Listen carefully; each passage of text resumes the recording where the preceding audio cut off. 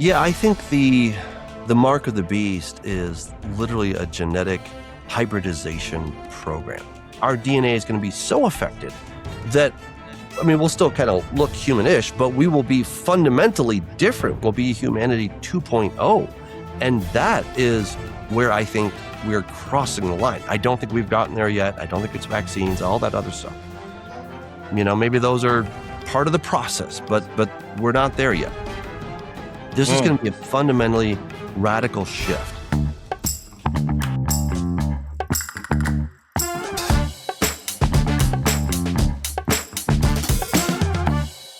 Well, hey, everybody, I'm Joshua. And I'm Caleb. And we're brothers, and just like our microphone, we have beards. Ooh. And that's awesome. We have an amazing program for you today because we have an amazing individual that we need to interview. Dr. Douglas Hamp. He has a degree that he received in Israel from the University in Jerusalem, learning about the Hebrew language, the Greek language. Then he got a PhD for this. You are a true scholar, sir. You've written numerous books on numerous subject matters. One of our favorite is the Nephilim, which we're going to get into today. I just want to thank you for joining us again. It's always a pleasure speaking with you. Thanks for having me. And I failed to mention you have a congregation in Denver, Colorado, the Way Congregation. You have an amazing website, which we'll put up on the screen, douglashamp.com. Yes. Yes. And so we'll also be talking more about how you can catch his resources at the end of this interview. But here we're going to jump into it. The Nephilim. We have been in the middle of this series that we've been broadcasting called Return of the Nephilim. Josh and I spent 2 years trotting the globe, going to megalith locations, Nephilim structures, telling the biblical story from beginning, we believe, to the end times, that is, of where this Nephilim connection, the seed wars go through. We've been even talking about Greek mythology, Roman mythology, Canaanite mythology, even going into the Sumerian, Akkadian, and all that. But you have such an amazing perspective, as we've talked before in the past. You have a book, Josh, Corrupting the Image. The first edition of this. There's There's volume 1, three, volume yeah. 2, and volume 3. And you talk about the seed wars, but people don't really understand. We get this comment all the time. Angels can't procreate. They can't have sex with humans. And it really comes to that connection. What is a seed? And you've always explained this so eloquently. What is a seed? What is the genetics of a seed? And how can angels, fallen angels, carry on this seed through humanity? Yeah. Well, that was the question that popped up to me back in, 2011 or something like that. Because I was looking at Genesis 3:15, and it's one of those verses that you've read a bunch of times, right? But then you read it again suddenly, and you're like, oh my goodness, I've never seen this verse before, right? So here God is speaking to Satan. He says, I will cause enmity between you and the woman, between your seed and her seed. And I was like, wait, I think I know her seed is Messiah, but who in the world is your seed? And it was one of those moments where you're just like, I don't know what to do with that, right? And so then you fast forward to Genesis chapter 6, where he starts talking about the sons of God came down and they mated with women and they procreated the Nephilim. Like, okay. So there's something going on here that's bigger, right? It's huge. And this is kind of one of these sub-threads in the Bible that, you know, you can love Jesus without understanding this stuff, but you're going to be really confused on a lot of topics. They're just not going to make sense. They're not going to add up because we have to understand what was really going on. And, you know, as per the title of my book, Corrupting the Image, my entire thesis is that Satan has been trying to corrupt the image of God that God made in man. And if he can mess us up at the genetic level so that we no longer possess God's image, but we possess Satan's image, well, then he essentially wins. And Jesus said, as it was in the days of Noah, so it would be coming at the coming of the Son of Man. I think the mark of the beast and all that stuff is going to be a repeat of what happened before the flood. And when you really take into account the reason for the flood, if you ever watch like VeggieTales or something, you're like, oh, God was just mad at people, right? They weren't being nice, they were hitting each other with fish. I think that's what they were doing that I can't episode. stand when people hit each other with fish. It's so evil. And I was like, okay. I mean, yeah, like, sure. They were hitting each other with fish, and so he destroyed the whole world, right? And, I've met so many skeptics that like, I don't understand. You say God is love, but why did he destroy everybody? Mm-hmm. And in fact, I went to this skeptics meeting in Southern California. It was like a church service. Everybody got up. They're like, hey, my name is Joe, and I used to go to church. Hey, Joe. So one day I went to my pastor and I said, why did God destroy the world in the flood? And he says, don't worry about it. Just don't worry about it, kid. And so he became a skeptic because there were no good answers. But the reality is there are very, very good answers. You may not always like where it takes you, and it may seem a little strange because it is strange, but the evidence is there. And according to William Whiston, who was the translator of Josephus, the unanimous position in the first century was that fallen angels came down and mated with women. So this was not some fringe conclusion. Everybody believed that. So when Jesus starts talking about as it was in the days of Noah, well, you're starting to think, oh my goodness, fallen angels are doing something naughty with women. They're crossing a line they should not cross. And as a result, it's going to be the destruction of mankind. Wow. And the other thing, I think, if we were to kind of reframe this whole thing, instead of God just deciding to wipe out everybody, I see it as a rescue mission. Imagine, if you watch your favorite zombie movie, right? Once you get infected, it's over, right?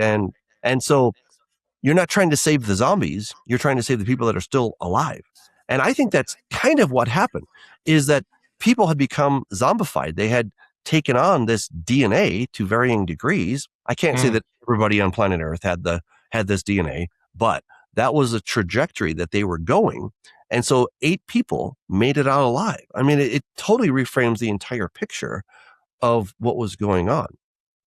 So, yeah, and before the flood, you had, well, I think they were still good angels when they came down, because think about it. When the angels came down to Abraham, that he could see them just fine. They then went over to Sodom and Gomorrah, and they were in their basic angelic form. But now, for an angel, for a fallen, a malevolent being to manifest, they need some kind of blood. They need some kind of seance, or some type of spiritual occult ritual to try to open these doors. What I argue in Corrupting the Image Volume 2 was that it was when the angels came down and then they mated with women, they were in the process of falling. All right. They clearly had, bad intentions in their heart. But as far as I can see in God's kingdom, you don't do the time until you do the crime. And it's not like a Minority Report where you get in trouble for future. you only get in trouble for crimes that you've actually committed. And so these angels came down, they were persuaded. Oh, and here's something else that was really cool. So in the book, I talk about the stele that was found on top of Mount Hermon. This was one of these topics that I just kind of fell into because I started poking around, and then I kept pulling that thread, and I was like, oh my goodness, this thing doesn't stop, right? So there's an inscription, and I first read it by George Nichols. He's a scholar out of Harvard, and he talked about how the stele that was found on top of Mount Hermon, it corresponds with what is written in the book of Enoch, that it was the 200 angels that came down onto Mount Hermon, etc. And I was like, well, that's really interesting. So I start looking around it, and I'm only finding it in English. Then I find it in Greek. It's transliterated. And it said, according to the command of the holy God, those taking an oath proceed out of here. And I'm like, that doesn't make any sense. Why would these angels, who were clearly bent on doing bad, who take an oath, hence the name of the mountain, Hermon, why would they swear on the God Most High, the holy God? And so I start looking at this word, and it doesn't say hagios. It actually says batios, or it's in the genitive, so it's batiu. And I'm just looking. I'm like, what in the world does batio mean, or batios? I'm looking at every lexicon I can find. There's no such word as batios. I finally stumble upon it. It was found, this word batios was found, Jupiter batios, in this little grotto in this area of Messapia, which is basically Italy. And you can only get to it by ship. So I'm like, wait a second, this is crazy. This word batios is found 2 places in the entire world. And the other place is only a place where sailors could get to it between the 8th century and the 3rd century.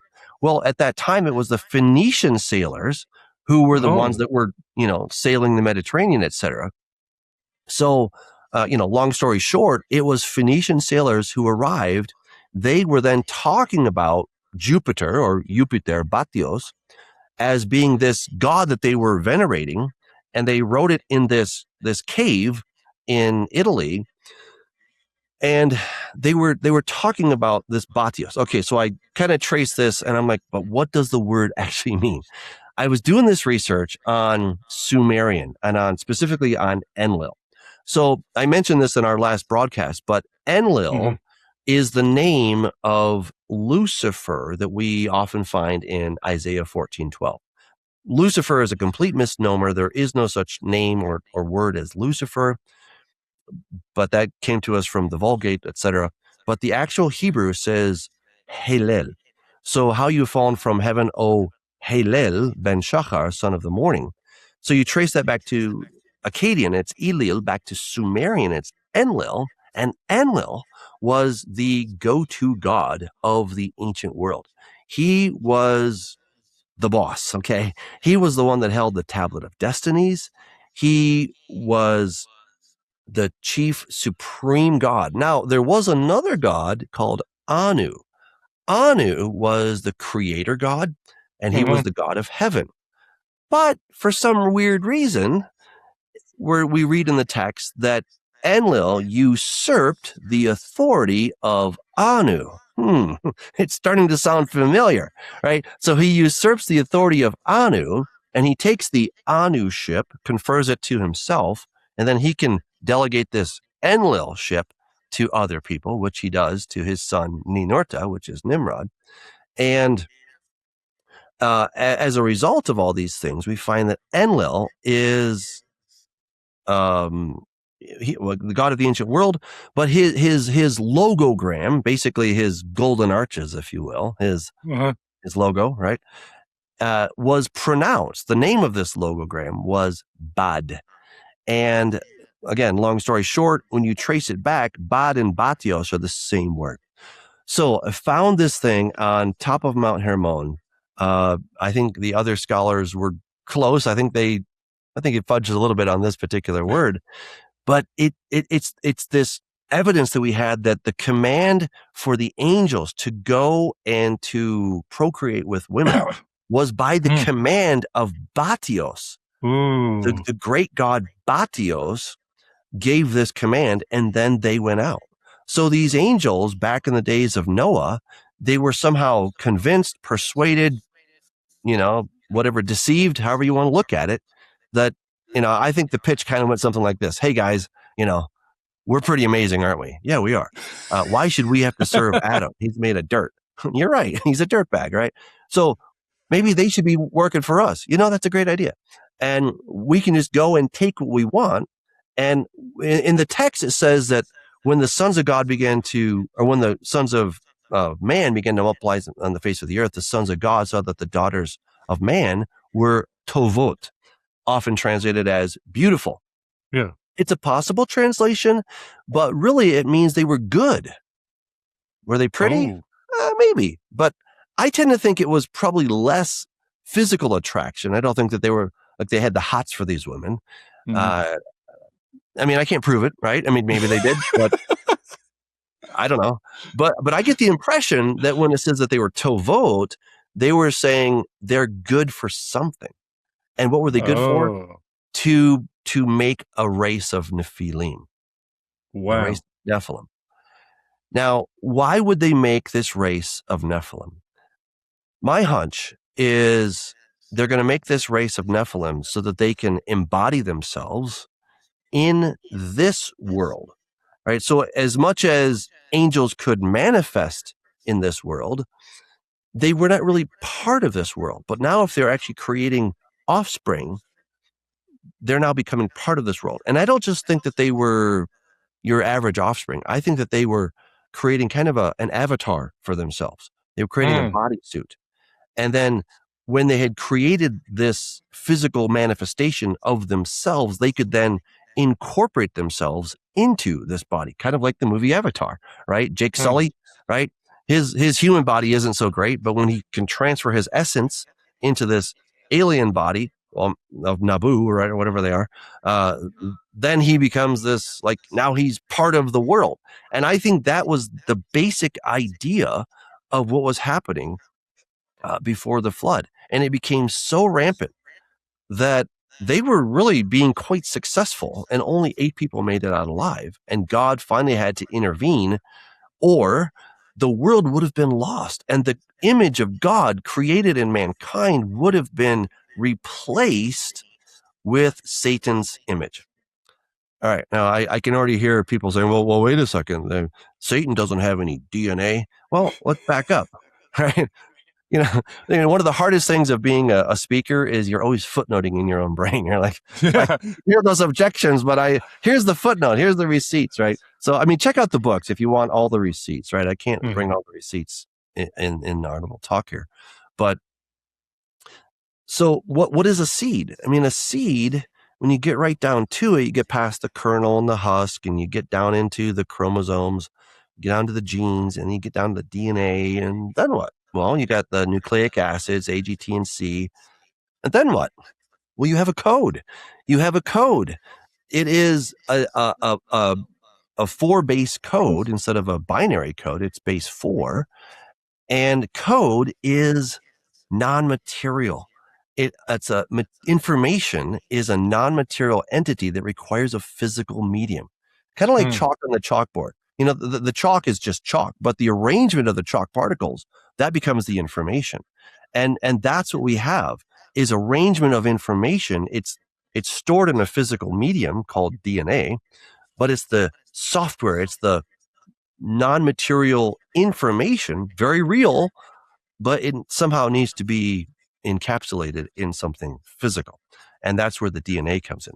So when God says, I will cause enmity between you and the woman, between your seed and her seed, he's not just being allegorical or metaphorical. He's talking very specifically, very literally about what was actually happening at the genetic level, at this information.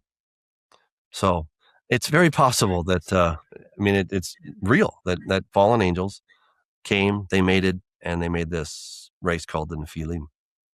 That's what happens when you take the Bible literally and you're looking at the Hebrew. I'm just saying, I love this. If you just, I'll hear Sethites in there, If you just jumped in, this is Dr. Douglas Hamp, and he is just making so much sense. This is an argument that I've had in my head for so many years. How can God be good with the flood?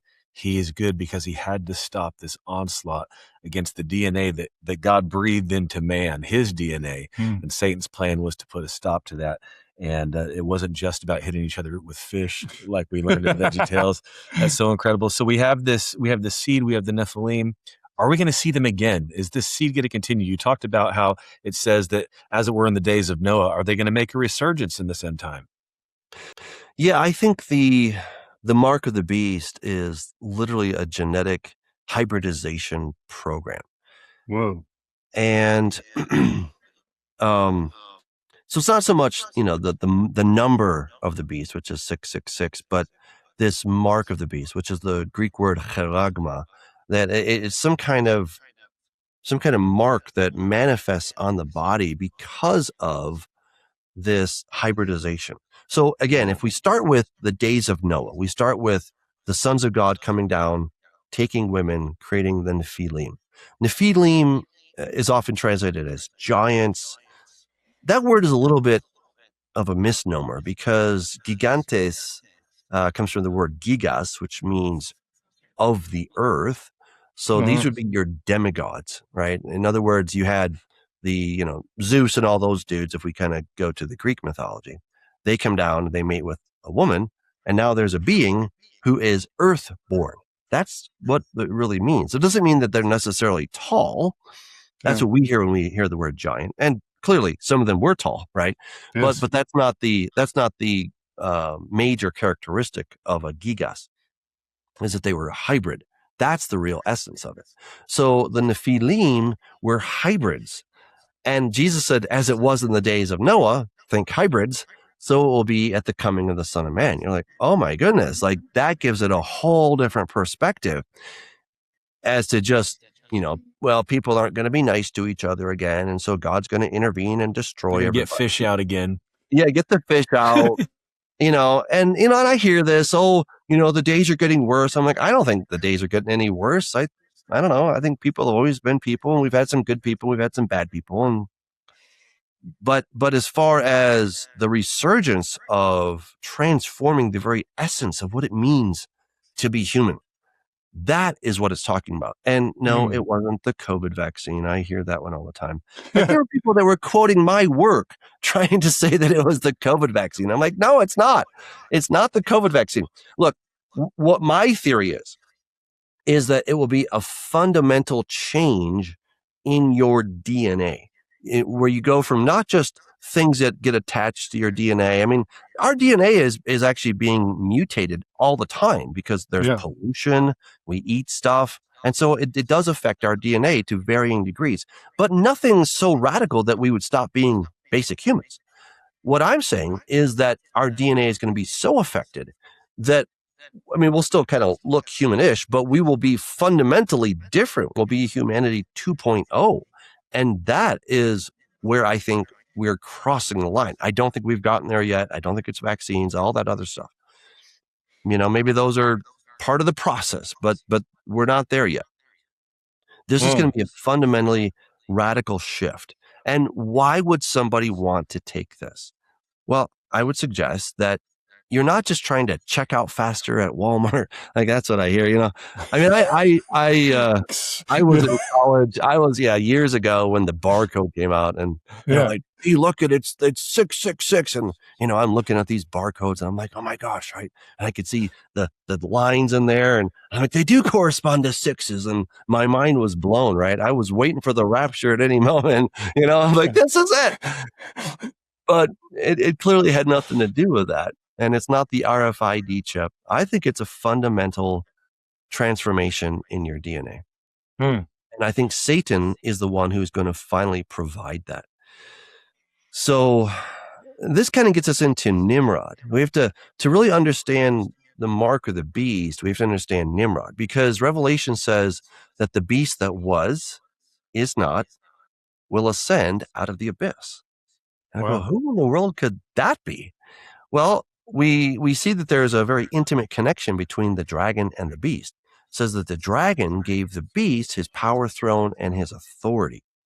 Well, last I checked, Satan doesn't like to share. He just doesn't like to do that, But there was another duo in the ancient world that had this same setup. It was Enlil and Ninurta. And as I've already mentioned, that Ninurta comes from Nimrod. And again, you guys can check me on this if you want. I'm not making this up, but Nimrod is the biblical equivalent of Ninurta. And Ninurta meant Lord of the Earth. Nimrod, the root letters there are Mem Resh Dalet. It means the rebel. And it's interesting because in Genesis chapter 10, it says that Nimrod began to be a Gibor. Or in Greek, he began to be a gigas. Oh, okay. So he began to be a giant, a hybrid. Well, how did he begin to be a giant? What happened? And then it says that he was a mighty hunter before the Lord. Well, was God just impressed that he was really good with the bow and arrow? I don't think so. He's like, look how many points on that buck he just shot. Right. I mean, God's like, wow, what a shot, Yeah, it wasn't that. It was that he was this archetype rebel. And notice what he then does. He founds the cities of Babylon, or Babel, right? Which means gate of the gods. and Erech and other cities. Right? So he's the founder of these cities.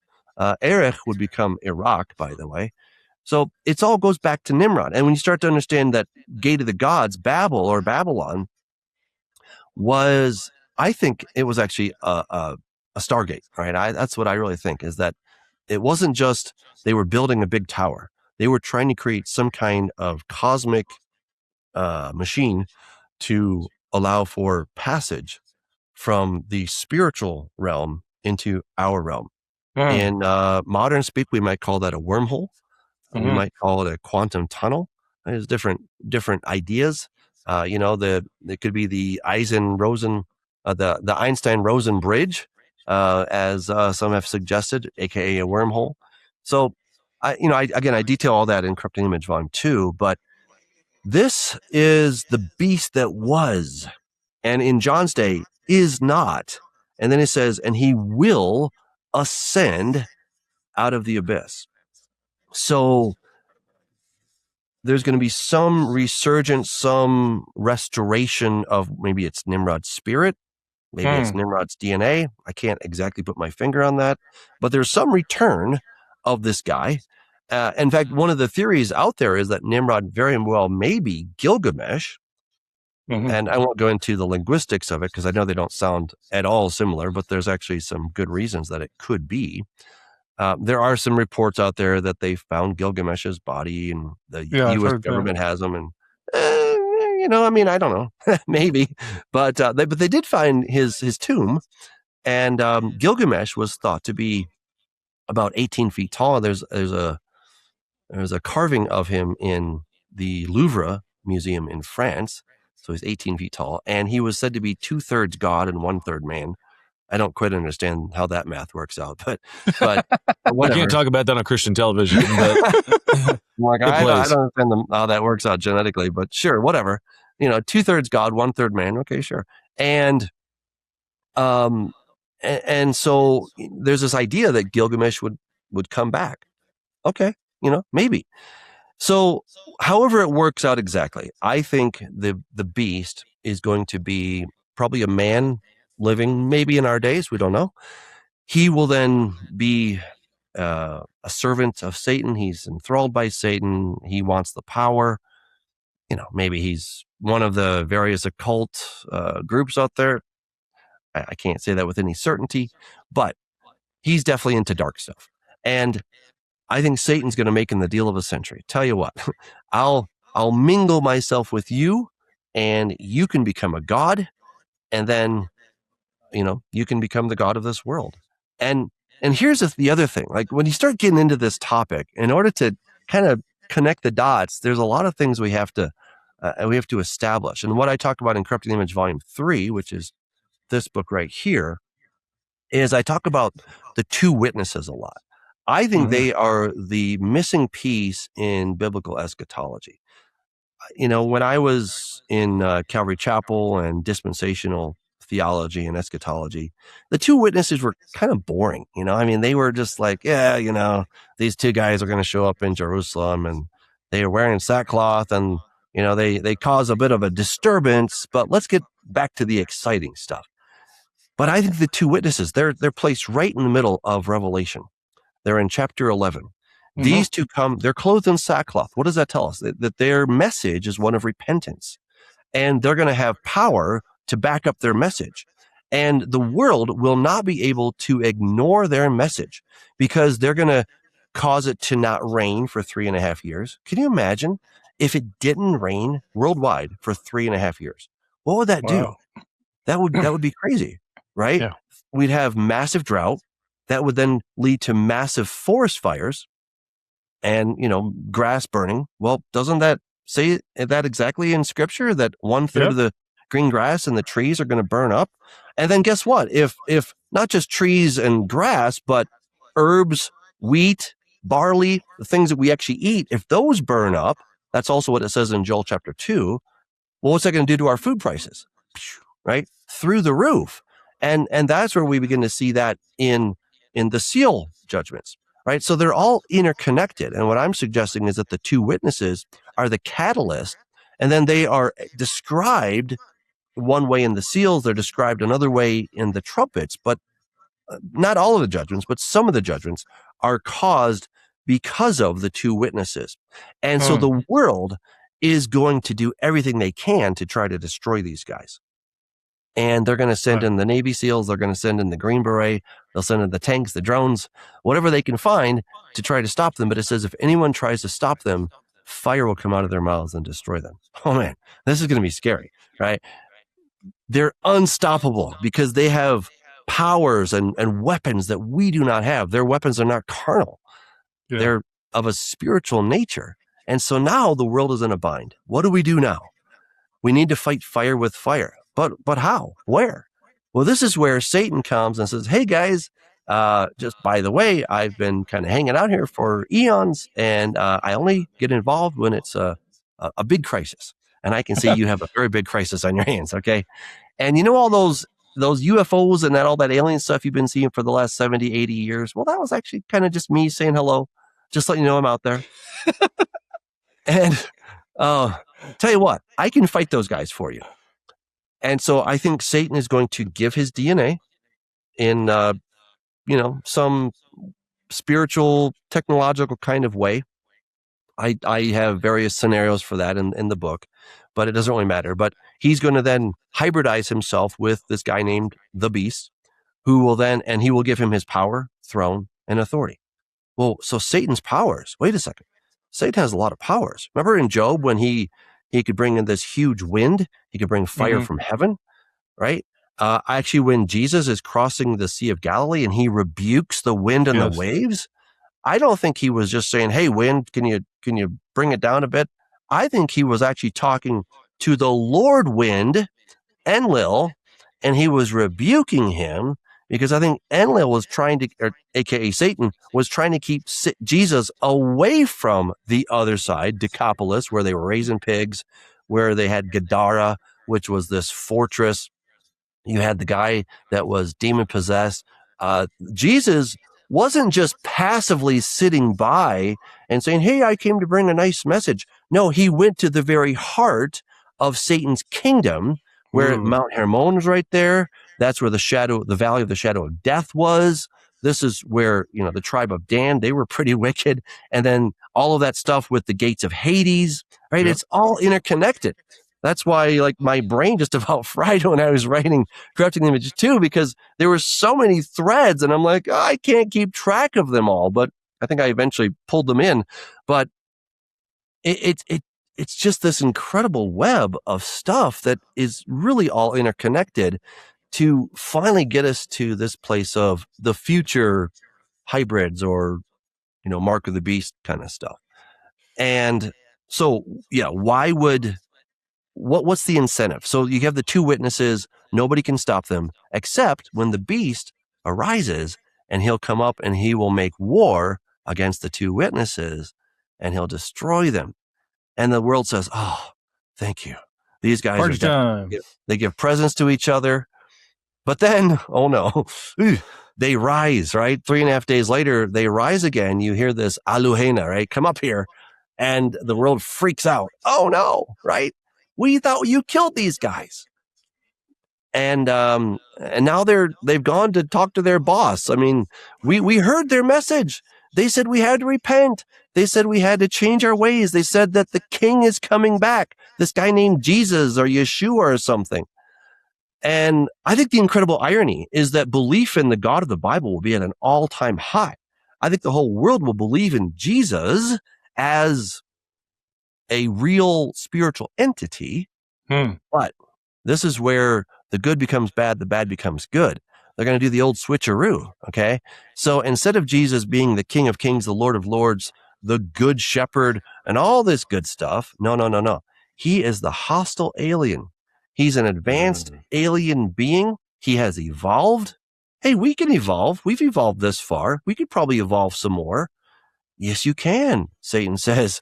Tell you what, I've got my DNA right here. I put it in this guy named the Beast. We can clone it for you. And we can actually email it to you, quite frankly. We can email it to you, and you can use a DNA printer to then print that off at your nearest clinic and get injected with this thing, and you can be transformed. Not because everybody wants to be a god, but here's where I think fear is a greater motivator than pleasure. It's not just to get some cool powers, but the fear is that those two guys and Jesus and his whole army are coming back. And that's what it says in Revelation, that the world is getting ready to make war with the beast, right? They know he's coming. They don't know maybe exactly when, but they know he's coming. They know that he has marching orders. And so I think the world is going to be frantically trying to get ready to transform themselves from being just humans 1.0 to being humans 1 or 2.0. And this is where they transform themselves to become gods, to become something beyond humanity, transhuman, if you will, post-human, right? And so then together, now the whole world can fight against Jesus when he comes back. And here's the delusion. They think they're going to win. Okay. They think they're going to win. That's the strong delusion. But my mind is just blown because you went through so many interesting facts. And one of the things which not a lot of people have thought of is the beast that was.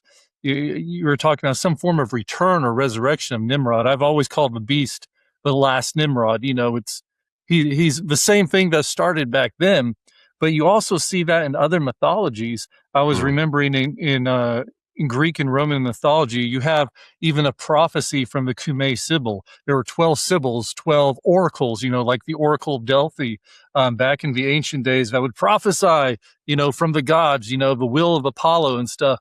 And they basically said the same thing, that, Apollo, who's the son of God, Jupiter or Zeus, is going to come back. And he's going to set up his throne in his kingdom, and he's going to conquer the bad gods, that are rising up, and he's going to establish, a new world order and unity and peace. And that's been the same message from the beginning that Satan is preparing mankind for. And my question to you now is, how does this connect with what we're seeing today? In 2026, I call this, the year of disclosure. World governments are finally disclosing classified information. Look, UFOs are real. Extraterrestrials are real. Movies are being made. Everybody's jumping on the bandwagon. We're not hiding anymore. We're not, saying you're crazy. This is all real stuff. How is Satan going to use this information, the UFO? And I know you've already hinted at some of it, same story. The gods are coming down. The extraterrestrials are coming down. How is this all connected? Remember that Twilight Zone where the aliens show up and they have a book and it says How to Serve Man? And everyone's so excited about this. They're like, wow, they've come to serve man. And they're like, we need some people to go back with us to our home planet. And everybody wants to go. And and finally, this guy named John, he's getting on the spaceship. And this other guy, a linguist, comes by and he says, John, don't get on. Don't get on. He's like, why? I want to go, He says, we translated the book. Yeah, okay. Well, it's a cookbook. Yeah. They want to serve him for dinner. That's exactly right. And I think that's the basic message here is, Satan's come to serve man, but it's a ruse, right? And this takes us into the covenant of death. Now, this is a very interesting part. So, we hear about the covenant of many in Daniel chapter 9, but the covenant of death in Isaiah 28:14 connects a whole bunch of other things, right? So get this. In Isaiah 28:14, it says, woe to you, scornful men who rule this people in Jerusalem. For you say, we've made a covenant with death, and with Sheol we are in agreement. For when the overflowing scourge passes through, it will not affect us, but your refuge of lies will be undone. So not only the people in Jerusalem, but I think the entire world, the covenant of many, they're going to make a covenant of death. It won't be called probably the covenant of death, but the world is going to think they're making the deal of a century, right? And I think the motivation is the two witnesses are ruining our way of life. They're going to kill us if we don't do something. Satan says, hey guys, I've been here. Now, this is where all the UFO stuff comes in. So for the last 80-ish years, we started with the Foo Fighters in World War II. We had flying saucers, UFOs, various iterations of this basic stuff. And now, back in 2004, we had the Tic Tac. I almost said TikTok, but the Tic Tac UFO It's that the the same thing. Navy pilots found. Yeah, not TikTok, but the Tic Tac. And that's legit, right? You have these Navy pilots. They're following this thing. We can all see it. We can see it looks like a Tic Tac, and there it is, right? And it has powers beyond anything that we understand. It can go crazy fast. It can go from sea level to 85,000 feet in a split second. It can go into the water without a sploosh. I mean, Wow. What's up with this? I think this is just Satan's just kind of letting us know, hey, I'm here, and there have been times when they have gone over nuclear silos, and the nukes have gone from ready to not ready, just because these UFO things were over them. So I think they've just been flexing a little bit, just saying, hey, we're here. We can, we've got powers beyond what you can ever imagine. We can turn your nukes off if we so desire. And, if you ever need us, maybe we'll be here. And I think this is what a lot of people are coming to this conclusion.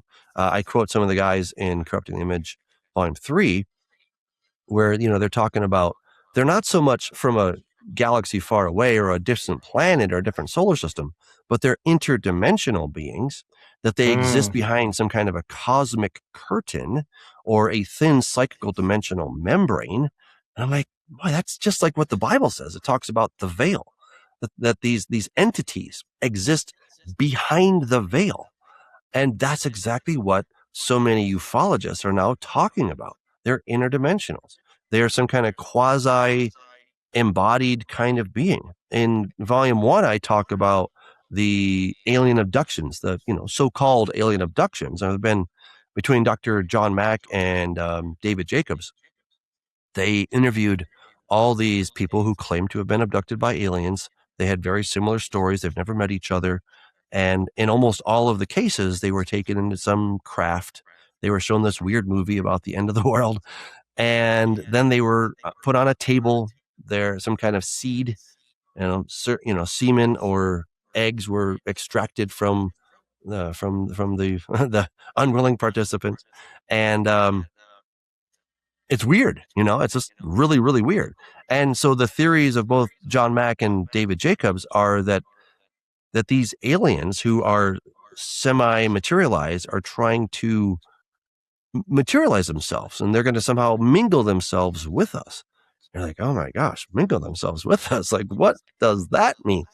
And Jacobs was really excited for the longest time until he finally realized, he's like, we're going to become second-class citizens. And then he was in dread of this because it changed the whole story. It's not they're coming to save us, they're coming to serve us for dinner. And, that changed the whole thing. But so basically all of the UFOs and all that has been stage setting. Here's the thing we often forget. Satan doesn't know when God is going to pull back the curtain. He doesn't know when the show starts. All he can do, the best he can do, is have his actors in place. He can have the stage set to the very best so that he can then control the narrative once it gets kicked off. What will kick it off? When God sends the two witnesses. They are the ones that kick off the 70th week of Daniel. I don't know where you guys stand on that. I still hold to a 70th week. I know that's fallen out of popularity to some degree, but I think the two witnesses get the first 1,260 days. That is the time of their ministry. Nobody can stop them. Now, I do think that the beast is on the world stage. I think he is the first rider in Revelation chapter 6. He's the guy on the white horse, but he has a bow, but no arrows. So I think what he's doing is doing a negative PR campaign. He's saying, those two guys right there, they work for the Most High God. Well, they work for the God of the Bible. They work for Jesus, that meanie, that overlord, that is always trying to stop our fun, right? He was the one that sent the flood. He also scrambled our languages at the Tower of Babel. He doesn't want us to evolve. He wants to keep us in subjection. And these two witnesses are his bulldogs, and we need to stop them somehow. And I think that's how it begins, this PR campaign, until finally he's imbued with power, he kills them, etc. And then people can say, who can make war with the beast? Nobody. Yeah. That's the point. So yeah, it all kind of fits together in just these incredible ways. So many people have, said, well, why the Nephilim? I don't believe that's real. The only thing that matters to Christianity is talking about Jesus and tithing. Why are you talking about any of this stuff? And I think today you've brought so much clarity and common sense, because there's a time period coming where I see people, and I've already heard this in my lifetime. Why didn't you warn us, God? Why didn't you read the Bible? We have this great pride about us in our own theology, where we like to indicate what parts of the Bible are metaphors versus what part is reality, just because we don't understand. And it's a lot easier excuse for us as human beings to chalk something up as some kind of mythology, as opposed to saying, no, that's actually a pretty accurate description of what was taking place back then. Had you, because we're the most advanced, humans that the planet's ever seen. Again, pride. When you start looking at all of the answers of today, it all goes back to that pride. And then, like you said, the great utilizer of fear, right? Those two work in tandem to bring deception. What you have laid out so clearly today is powerful, because Jesus brings clarity, right? He wants his people equipped. It's not just about hyper-focusing on this alone so that we can sit in the bunker with your 3 books and know exactly what's coming and be like, I told you, in the comment section. But our job is to equip other believers. Our job is to share that clarity and to bring love and to help people understand that, look, if he's already convinced you, if you're already a part of one of those self-help groups that says God is bad and evil and mean because of what your church did to you, how much more real is that going to be at the time period where that, what you're saying, that narrative is being pushed out there, that, look, these two guys are God's henchmen. This is the same bad guy that's been here the whole time. That's the kind of narratives that Satan likes to bring. And that's why it's so important. Your 3 books, Corrupting the Image 1, 2, and 3, I think are powerful tools for believers to begin their study into this, to ask the Holy Spirit, like, how's this relevant to my life? What do I need to know about this in that preparation? But more so than even the knowledge of all this is intimacy with the Father. When it comes down to it, how are you going to prevent deception? How are you going to be ready? By being closer to Jesus. That's where this is all going.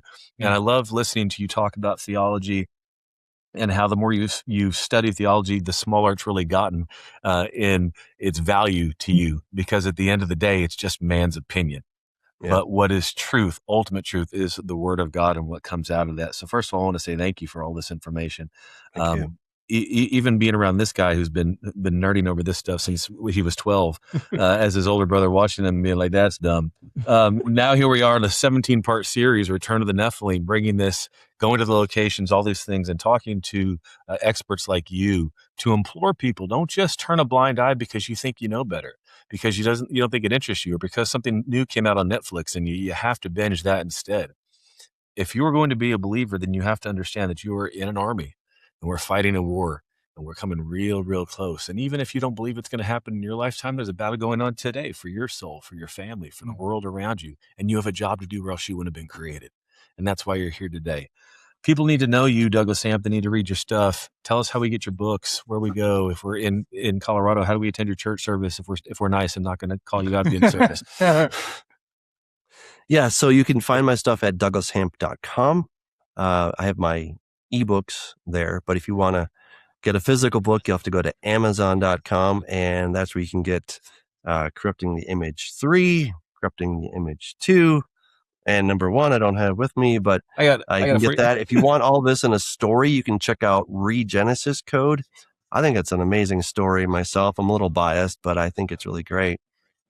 And the Way Congregation is in Denver, Colorado, so people are always invited to join us. And let me just leave with one more thing, please.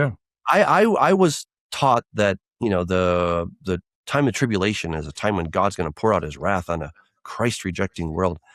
I don't see it that way anymore. I really see this as a rescue mission of love. Wow. This is where God is saying, look, guys, I want to reestablish my kingdom. It's really awesome. but you guys are holding on to the darkness. And I'm coming, but you have to let go of the darkness. And I think that's true for all of us, not just those other guys or the Illuminati or the Bilderbergers, but it's true for all of us, is that we have to embrace God's light and let go of those things, not just the conspiratorial darkness kind of stuff, but the own darkness in our own lives, so that we can enjoy his goodness and his love. It's a love story. That's where I've landed on this whole thing. It's a love story. And Wow. and Revelation is simply the final chapter of that love story. And I think it's also a love story to the Jewish people, because we see that they play a big part in this whole thing. It's about the restoration of the whole house of Israel, and something that we have not seen in, 2 millennia, that God's calling out to his own, saying, look, I'm going to go through a lot of trouble to prove that I am who I say I am to you, so that you know that I'm God. Just like he said in Ezekiel 36 through 39, so that you may know that I am the Lord. We keep on reading that phrase over and over again. He's trying to prove his goodness and his love, to restore his people that had turned away from him in the past, that made mistakes. And we know that they will look upon him whom they have pierced, and they will mourn as for their only, begotten son. They will realize, hey, he's the one. He's the Messiah. He was the one, and we may have, corporately rejected him in the past, but we all believe he is who he says he is now, and he's proven that to us now by saving us from our enemies. And for those watching right now, you've heard a lot of terrifying things, a lot of terrifying stories. I mean, you may be thinking, AI is awesome, and this alien stuff is good, and all this technology is great, and all this stuff, and you're terrified now by what you hear, but you can have a peace that passes all understanding when you have this commitment, that relationship that you need with your Messiah, Yeshua, Jesus. And Douglas, I'd like you to explain how they can have that relationship and why it's so important. Yeah, well, to having peace with God and having the relationship with Yeshua is incredibly simple. You just call upon him. You call upon his name, and you say, Lord, I want to have that relationship with you. I think I've messed up. In fact, I'm pretty sure I've messed up. And, we've all messed up. And so all we have to do is confess it, take it to him, and he's righteous and just to forgive us of our sins, our iniquities, our transgressions. That is his main characteristic. When Moses said, show me your glory, he said, well, I can't show you all my really cool theatrics, but I will tell you my name. And he said, he's the God who forgives iniquity, transgression, and sin. He's good. Wow. He's gracious. So call upon him, ask him to forgive you, and he will make you one of his, and you'll be in his kingdom. It's so simple as that. Well, I love everything you said today, and every person that we interview, I take away something, but I really love the perspective of saying it's not God pouring out his wrath, it's him coming with a rescue mission. And so I hope you know I'm going to be quoting you in the future when I speak, because that just I always took issue, and that I don't mean to attack anybody who's previously been evangelistic in history.